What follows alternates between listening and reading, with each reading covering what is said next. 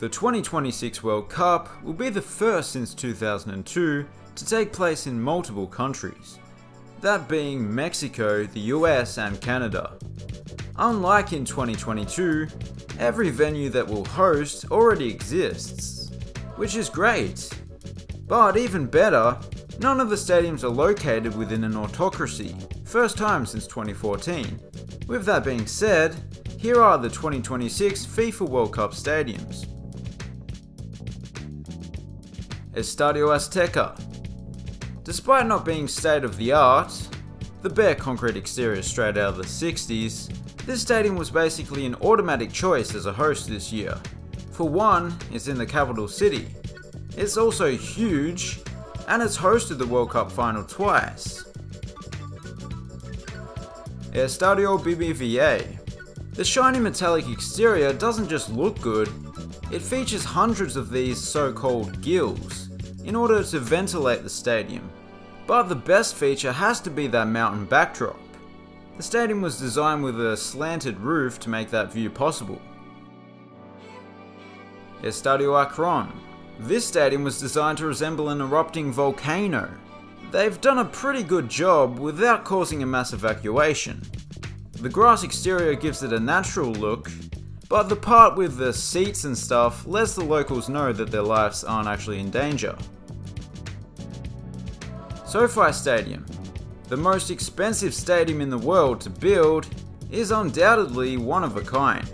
Whether it be the oddly shaped metallic exterior, the Oculus 360-degree video board, or just the seating layout, which is quite unconventional. Dome stadiums aren't for everyone, but the climate-controlled environment will be welcome in an LA summer. MetLife Stadium. New York's Showpiece Stadium is actually in New Jersey, but it's not all that far away. The $2 billion venue might be missing a roof, which is a given in most European football stadiums, but it does have some handy amenities, such as the large video board in each corner for all your replay needs. AT&T Stadium. Everything's bigger in Texas, and with its ability to expand up to a capacity of 105,000, this will be the largest stadium at the 2026 World Cup. The interior is not a million miles away from SoFi. It's actually closer to 1,200, but unlike its LA counterpart, the roof is retractable. Mercedes-Benz Stadium. As you can see, the people of Atlanta have more traditional tastes.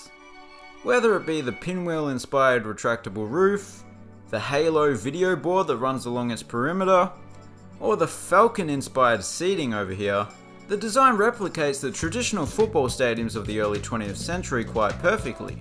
Said no one ever. Levi's Stadium. Don't let the lackluster exterior fool you. This stadium cost over $1 billion to build as well.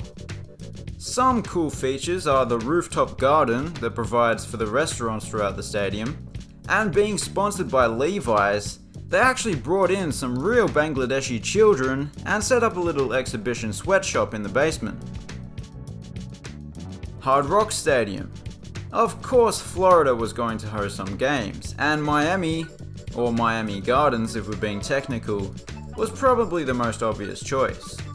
With that big overhanging roof and the all-aqua interior, I feel like the design suits Miami perfectly.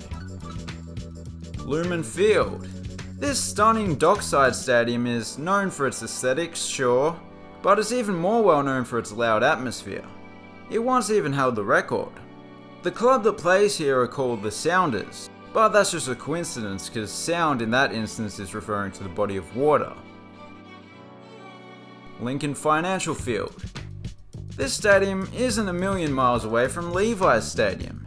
It's close to... oh, no it is. But I think it looks a lot better. There's much more going on with the exterior, and there's even some small blade-like roofs sheltering a few thousand spectators. Energy Stadium. Well, what can I say, it's not the most exciting exterior, and that's got to be the ugliest form of a retractable roof we've seen. But the interior does have a fairly simple, clean look to it. And like their Texas brethren, the video boards are pretty huge. It's not a center hung video board, This roof was built in the early days of retractable roofs. Nestled amongst the leafy surrounds of Massachusetts is Gillette Stadium, best stadium a man can get. Actually, I'm not sure if that tagline is a worldwide thing. Just in case, I'm not actually saying this is the best stadium. It's not bad though. Not many stadiums have a bridge and a lighthouse. I can understand why it's not particularly necessary. Arrowhead Stadium. This is a stadium that has stood the test of time. Despite being built in the 70s, it's still held in high regard. I can't help but feel that the stadium's distinctive design plays into its name, with the seats coming to a point much like an arrowhead. This place currently holds the record for the loudest crowd roar, despite the lack of a roof. BC Place. This place in BC features an extravagant cable-supported retractable roof, a pretty clean interior underneath, and it mightn't be the Oculus or Halo, but this center-hung video board is alright, especially when you consider that it's been held up by cables. BMO Field. I know what you're thinking. This place is tiny compared to all the other stadiums, but don't worry, it'll be expanded to 45,000 prior to the tournament. Regardless, it'll still be the smallest. But it's a rather nice stadium and it was built for football first and foremost. And those were the World Cup stadiums for 2026. Please consider subscribing if you haven't done so already. Thanks for watching, have a good one.